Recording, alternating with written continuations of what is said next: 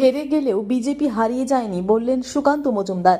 হেরে গেলেও বিজেপি হারিয়ে যায়নি। বুধবার বঙ্গ বিজেপির বর্ধিত কার্যকারিণী বৈঠকে এমনটাই বললেন কেন্দ্রীয় প্রতিমন্ত্রী তথা বিজেপির রাজ্য সভাপতি সুকান্ত মজুমদার। তার দাবি, সংখ্যাতত্ত্বের বিচারে সিট কমেছে, 18 আসন কমে দাঁড়িয়েছে 12টি আসনে। হেরে গেলেও কিন্তু বিজেপি হারিয়ে যায়নি। তার কথায় পরাজয় থেকে শিক্ষা নিয়ে আগামী দিনে এগোতে হবে। এদিনের বৈঠকে সংগঠন মজবুত করার বার্তা দিলেন দলের রাজ্য সভাপতি সুকান্ত মজুমদার।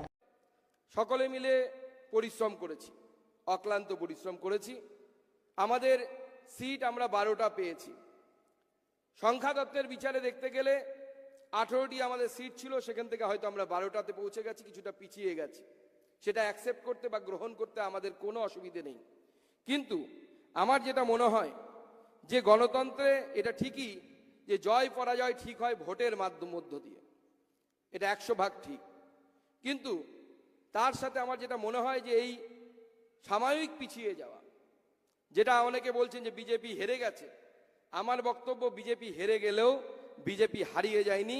বিজেপি এখনই পশ্চিমবঙ্গের রাজনীতিতে ততটাই প্রাসঙ্গিক আছে যতটা আগে ছিল।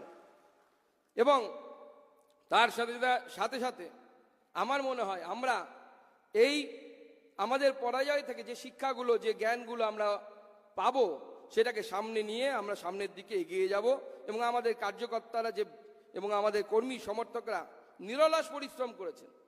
এই পরিশ্রমের পুঞ্জীবিত ফল আমরা দেখতে পাবো। পরিশ্রম কোনো এই পৃথিবীতে কোনো একদম বিফলে যেতে পারে না।